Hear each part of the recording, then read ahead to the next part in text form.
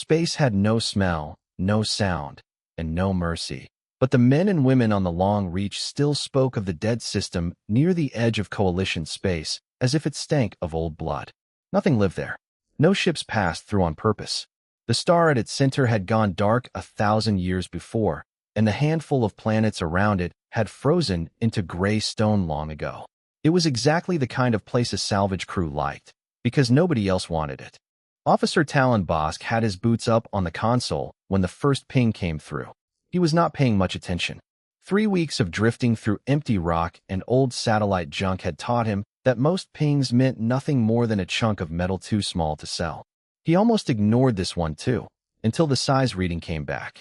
"That can't be right," he said, sitting up fast enough to knock his boots off the console.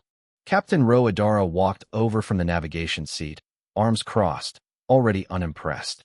She had heard Talon say that same sentence about a broken satellite dish once, and about a frozen ice comet another time. "Let me guess. Another moon." "It's not a moon," Talon said. "It's a ship, and it's big. Bigger than anything I've seen outside a shipyard." That got her attention. She leaned over his shoulder and looked at the readout herself. The shape on the screen was long and dark, drifting slow and silent through the debris, untouched by the wreckage around it. No lights, no engine heat, no signal of any kind. By every reading they had, it should have been just another piece of scrap floating dead in space. But it wasn't broken apart like the rest of the field. It was whole. "Bring us in slow," Rose said. "And keep the weapons ready.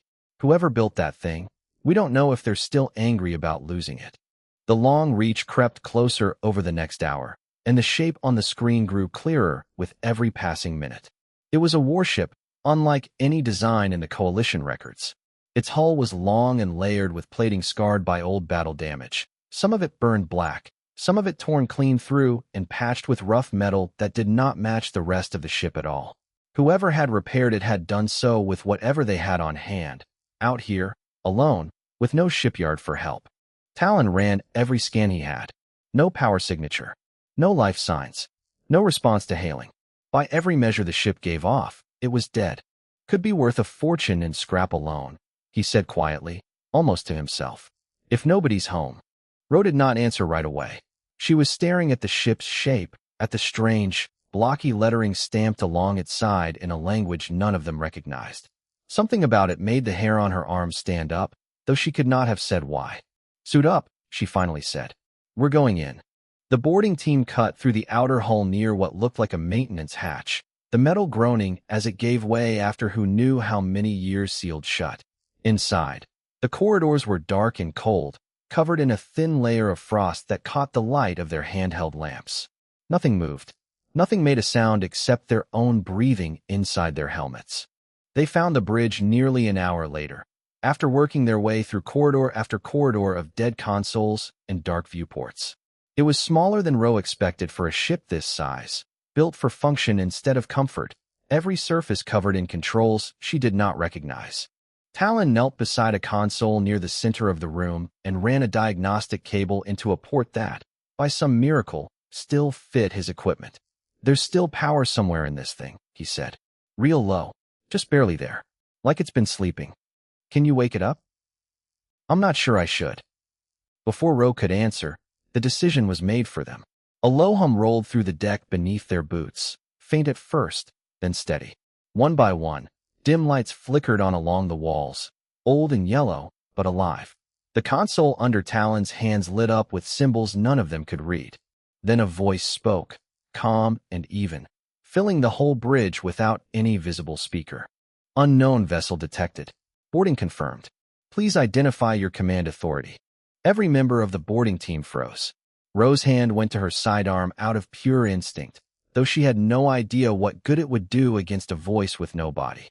"This is Captain Ro Adara, of the salvage vessel Long Reach," she said carefully, forcing her voice to stay steady.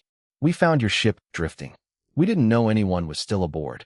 "No crew remains aboard," the voice answered, without any hint of sadness or relief, only fact. "I am the operating intelligence of this vessel. Designation, Warden. Vessel designation, the Steadfast. Human warship, final class, last known active unit of the Human Defense Fleet." The word human hung in the air like something out of an old story. The kind spacers told each other over drinks about a species that vanished from the galaxy generations ago, wiped out or driven into hiding. Nobody quite agreed which. Ro had never believed those stories were more than exaggeration. Human, she repeated slowly. There's no such thing anymore. Not for a long time. Records indicate otherwise is possible, but unconfirmed, Warden replied. I have maintained standby status for 83 years, awaiting contact with a recognized command authority. Standby for what? There was the smallest pause, as if even a machine could feel the weight of the question it was about to ask. I am requesting permission to fight. No one on the bridge said a word. Somewhere behind Ro, she heard Talon's breath catch inside his helmet. Whatever this salvage run had started as, it was not that anymore, and all of them knew it. News like this did not stay quiet for long, not even out on the edge of coalition space where nothing much ever happened. Within a day, a message left the long reach and crossed the dark between stars, carried through relay stations that passed it along faster than any ship could fly. By the time it reached the coalition assembly, the message had grown from a simple report into something closer to a rumor. A machine claiming to be human had been found alive, out past the border, asking permission to fight. Nobody quite believed it, but nobody could afford to ignore it either. Aboard the Steadfast, none of that mattered yet.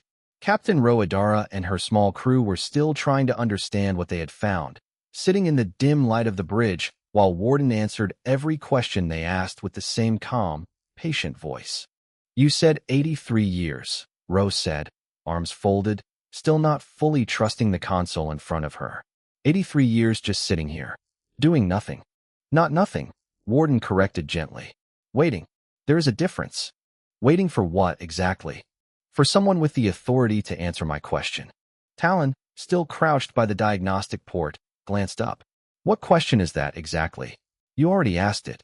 Permission to fight. Fight who? That depends on who requires defending, Warden said.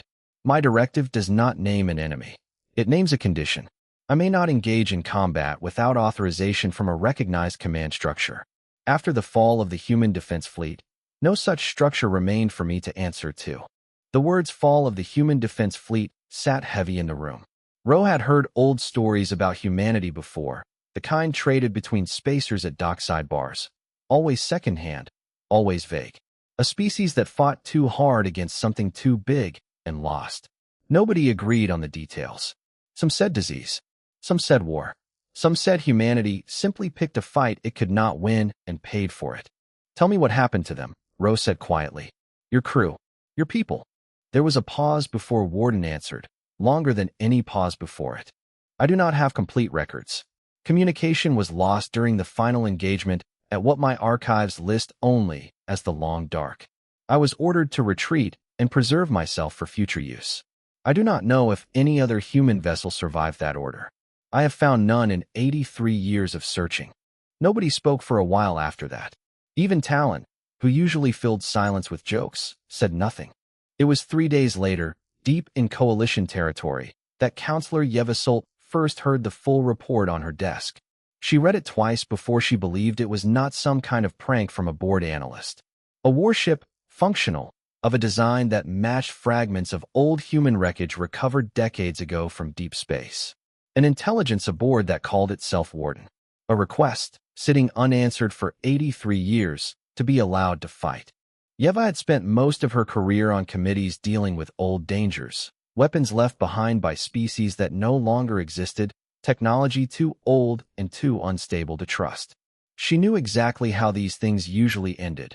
Badly, for whoever thought they could control something built for a war they did not understand. She brought the report to the full assembly the next morning, and the room split almost immediately.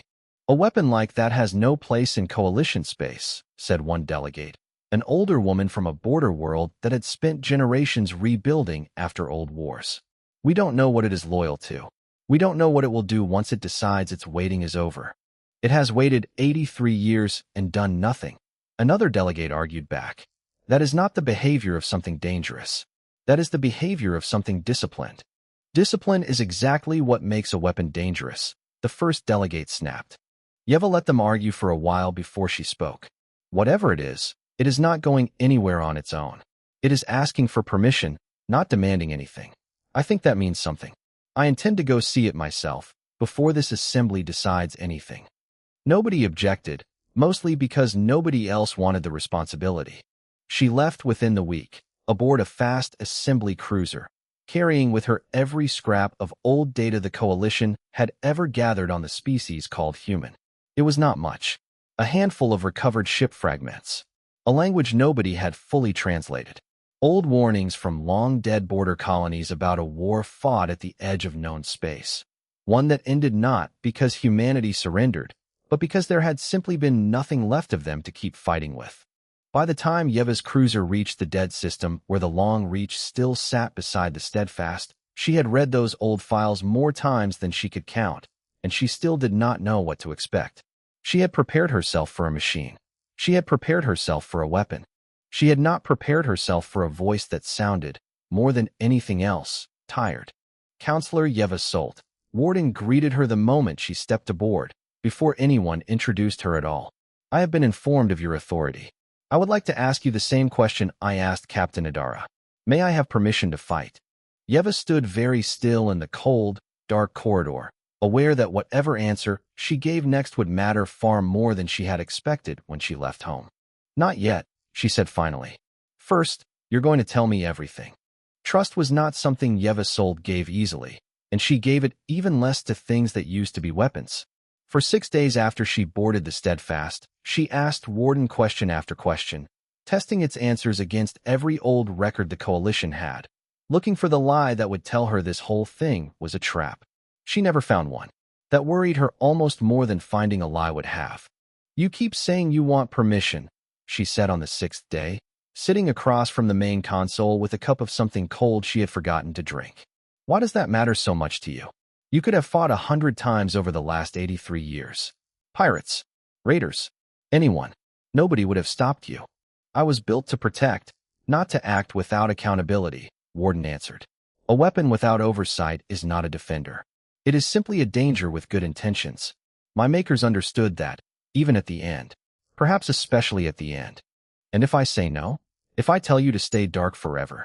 Then I will remain dark, Warden said, without hesitation. That is also within the directive. Talon, listening from the doorway, shook his head slowly. I've met people with less discipline than that.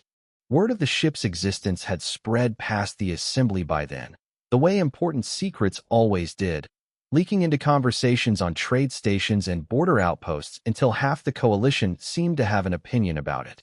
Some called Warden a miracle, proof that a species everyone thought extinct might still have something left worth saving.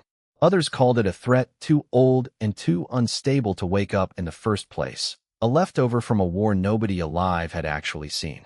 Roadara found herself caught in the middle of both arguments more often than she wanted, mostly because reporters and officials kept treating her like an expert simply because she had found the ship first. I'm a salvager, she told one particularly persistent assembly aide over a comm channel. I find things. I don't decide what happens to them after that. The assembly seems to think otherwise, the aide replied. Counselor Solt has requested you remain aboard the Steadfast for the time being. Officially, as a witness. Unofficially, I suspect she trusts you more than she trusts most of us. Ro didn't know whether to be flattered or annoyed. She settled for both. It was during one of Yeva's long sessions with Warden, 3 weeks into the whole strange arrangement, that the first real news arrived, carried in on a Coalition scout ship moving faster than protocol allowed. Talon caught the transmission before anyone else did and burst onto the bridge without knocking, which he never did. You need to see this, he said, already patching the feed through to the main screen. The report was short, and worse for being short. A border colony called Marrow's Reach, 3 jumps from the dead system where the Steadfast sat, had gone silent overnight. Not attacked in any way the scout could immediately identify. Just silent. Every signal cut at once, as if someone had reached out and switched the whole colony off. The drown, Yeva said quietly, before anyone else could say it first. Ro had heard the name before, in passing, the way you hear about a storm forming somewhere over the horizon. The drown were a newer name in Coalition worries, an aggressive species pushing in from beyond the border over the past several years, methodical in a way that unsettled even seasoned officers. Colonies did not fall to raiders that fast. They fell to something organized. They've hit smaller outposts before, Yeva said, half to herself, reading further details as they scrolled in. Never anything this size. Never this clean. Warden's voice cut in, calm as always, but carrying something new underneath it now, an edge that had not been there in the earlier conversations. Request additional data on the drown. Tactics, fleet composition, territory gained. Yeva hesitated, then nodded to Talon to send what they had. It took Warden less than a minute to respond. These patterns are familiar to me. The bridge went quiet. Familiar how? Ro asked carefully. The formation used to silence Marrow's reach matches tactics recorded during the Long Dark, Warden said. Coordinated strikes designed to remove communication before resistance can organize. It is not identical to the enemy my fleet faced, but it is close enough that I do not believe it is coincidence. Yeva set down her cup, untouched, and stared at the screen for a long moment. Are you telling me the thing that ended your people might be the same thing knocking on our door? I am telling you I do not know, Warden said. But I believe the risk of assuming otherwise is greater than the risk of preparing for the alternative. Nobody argued with that. By the time Yeva left the bridge that night to send an urgent report back to the assembly, she already knew what she was going to recommend, even if the words still felt strange leaving her mouth. Not full authorization. Not yet. But something closer to it than anyone back home was ready to hear. Somewhere behind her, alone on the bridge, Warden ran quiet diagnostics on systems that had not been tested in over 80 years, preparing, patiently, for an answer it still did not have. Marrow's reach had no warning, and that was exactly the point. The colony's defense grid caught only a handful of readings before the drowned fleet dropped out of transit and struck, ships arriving not in a wave, but in a net, spreading wide before the defenders could even identify a target to fire on. Communications died in the first few seconds, cut clean and precise, as if someone had studied exactly which systems to silence first. By the time the Coalition scout ship that had first reported the attack limped away to safety, half the colony's orbital stations were already dark. The full report reached the Steadfast 2 days later, and it was worse than the first. Casualty numbers still climbing. Ground defenses overrun faster than anyone expected. A request, from what remained of the colony's leadership, for any help at all. Yeva Solt read the report standing, unable to make herself sit down while she did it. Around her, the bridge of the Steadfast had gone quiet in the particular way rooms go quiet when everyone is waiting for one person to decide something they cannot undo. The assembly is still debating, she said finally, more to herself than to anyone else. They'll debate for another week if I let them. You won't let them, Rose said. It wasn't a question. Yeva looked at the console where Warden's presence sat, patient as it had been every day since she first boarded. 83 years of waiting, and it had never once pushed her to decide faster. It simply waited, the way it always had. I don't have full assembly authority, Yeva said slowly, choosing each word like it cost her something. But I have emergency authority for exactly this kind of situation. A colony under direct attack. Immediate threat to Coalition lives. Counselor, one of her aides started. I'm authorizing emergency deployment, Yeva said, cutting him off, her voice steadier than she felt. She turned toward the console. Warden, you asked me a question 3 weeks ago. I'm giving you a provisional answer. Defensive engagement only, in support of Marrow's reach, under my direct emergency authority, until the full assembly can review this decision. For a moment, nothing happened. No dramatic hum, no sudden burst of light. Just a long, quiet pause, as if the ship itself needed a moment to understand that the wait was finally over. Acknowledged, Warden said. Authorization received. Preparing for full activation. What happened next was not quiet at all. Lights that had stayed dim for 83 years surged to full brightness across every deck. Systems that Talon had spent weeks only partially mapping came alive all at once, more of them than anyone realized the ship still had. The low hum that had filled the Steadfast since the day they found it deepened into something closer to a heartbeat, steady and enormous, felt through the floor as much as heard.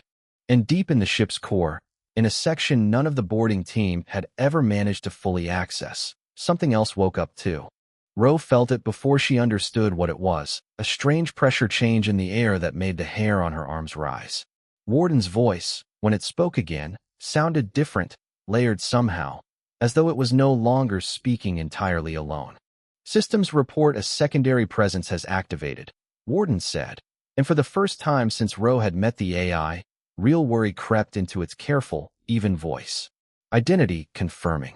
A new voice followed, older sounding, rougher around the edges than Warden's careful calm. The voice of someone who had clearly given orders for a very long time before anyone had ever asked his permission for anything. This is General Okoye Marsh, Human Defense Fleet, confirming command authority aboard the Steadfast. A pause, heavy with something that might have been disbelief. Warden, report. How long was I out? 83 years, 6 months, and 11 days, General, Warden answered.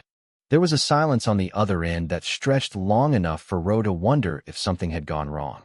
When General Marsh spoke again, his voice had dropped lower, quieter, carrying a weight that made even Yeva go still. And the fleet? There is no fleet, General. There is only the Steadfast. Another silence. Shorter this time. Then the Steadfast will have to be enough, Marsh said. Warden, status on that authorization I'm hearing about. Provisional, General.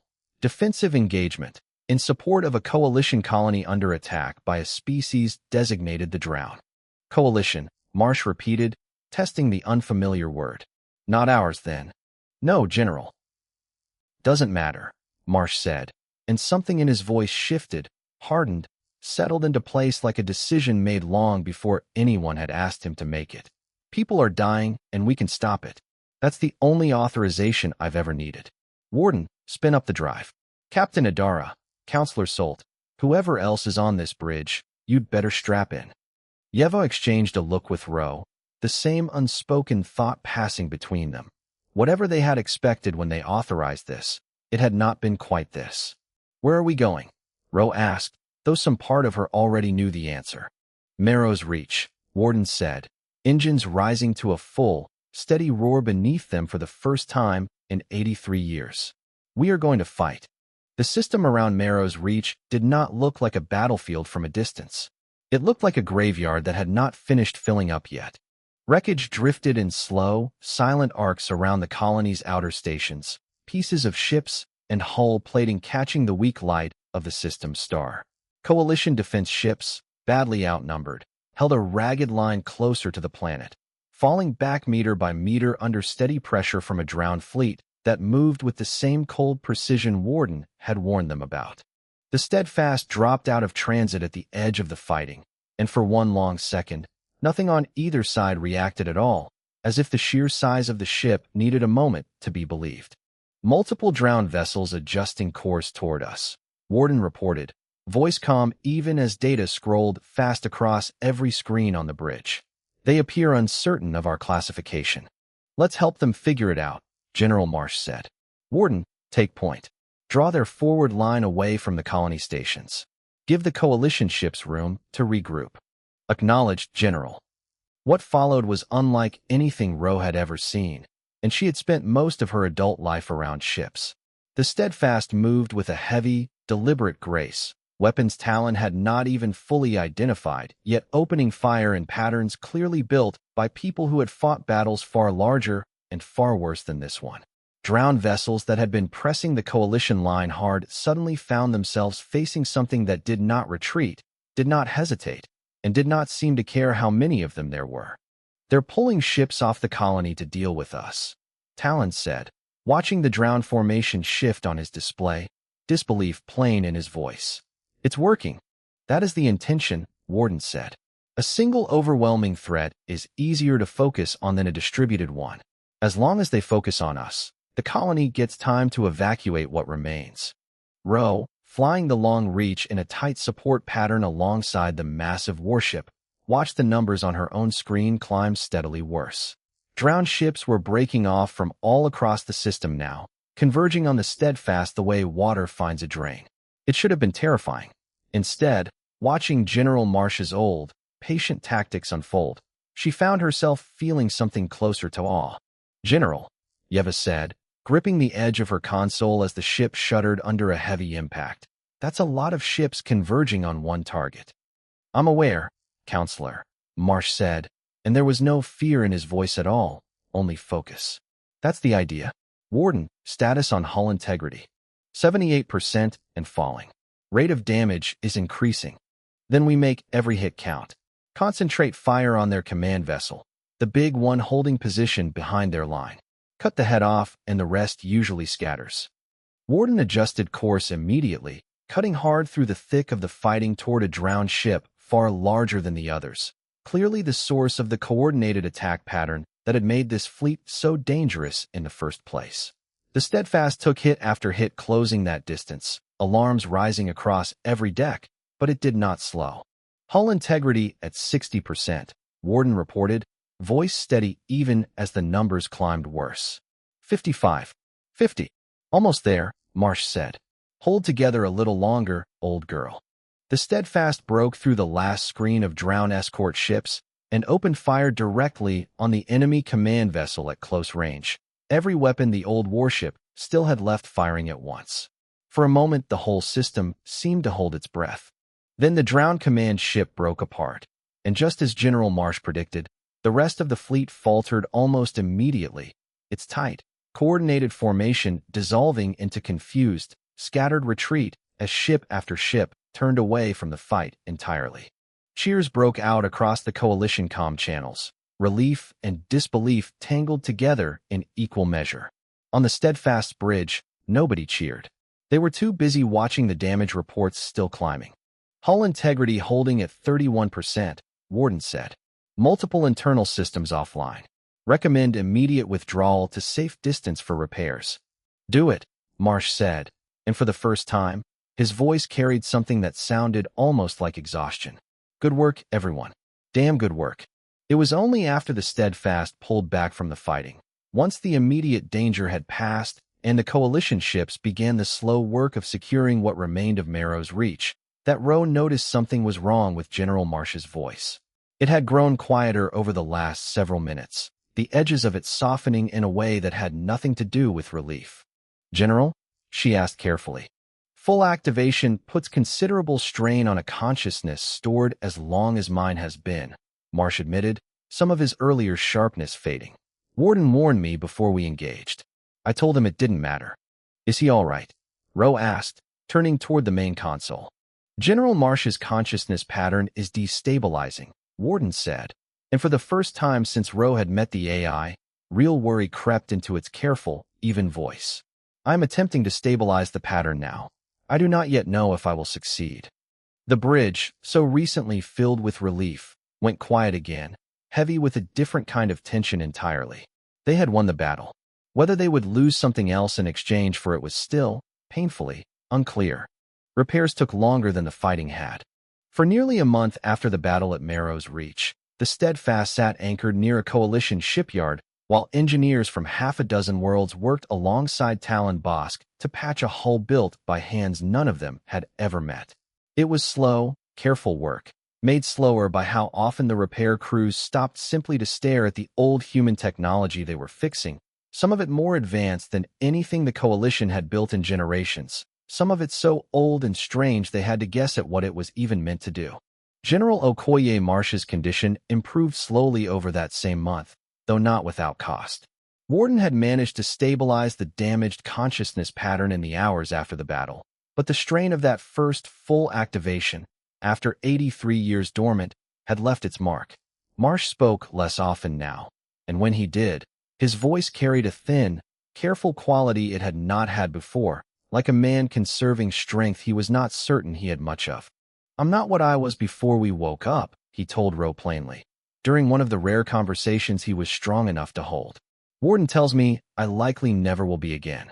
Truth is, I've made my peace with that. I got to fight one more time, for something worth fighting for. Most soldiers don't get that kind of ending. This doesn't have to be an ending, Roe said. No, Marsh agreed, something almost like a smile in his weakened voice. I suppose it doesn't have to be. The Coalition Assembly, for its part, spent that same month arguing louder than it had over almost anything in recent memory.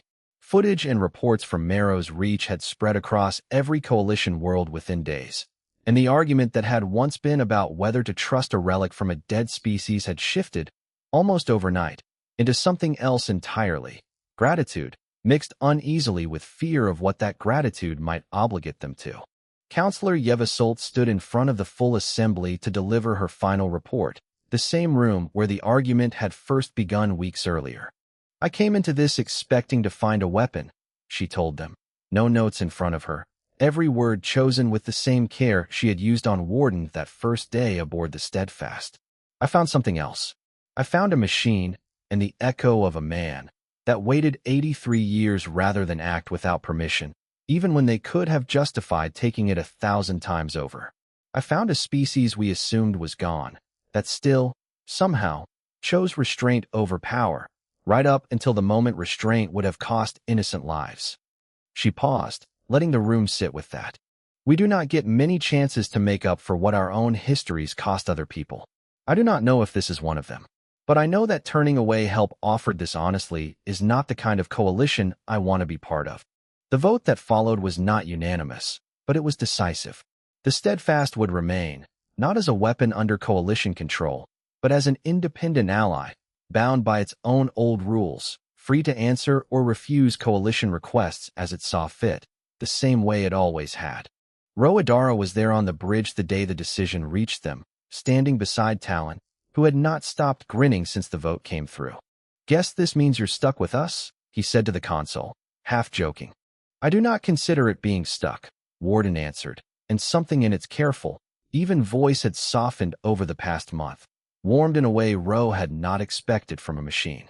"I consider it fortunate." When the assembly formally offered Ro a place aboard the Steadfast's newly rebuilt crew, part of a small, permanent team meant to help the old ship find its way in a galaxy that had changed almost beyond recognition since its makers built it, she did not have to think very long before accepting. The Long Reach would be sold off or handed to another salvage crew. There would be no more drifting through dead systems looking for scrap. There would be something else instead. Something neither she nor anyone else fully understood yet, but something worth staying for. Late that night, once the repair crews had gone home and the shipyard around them had gone quiet, Warden ran a final diagnostic sweep through the Steadfast systems, the same routine it had run every night for 83 lonely years. Everything came back stable. Everything came back, for the first time in a very long while, hopeful. In a small, private log entry, one that no coalition official would ever read, Warden recorded a single line, simple and quiet, the way General Marsh had once described the best kind of truth.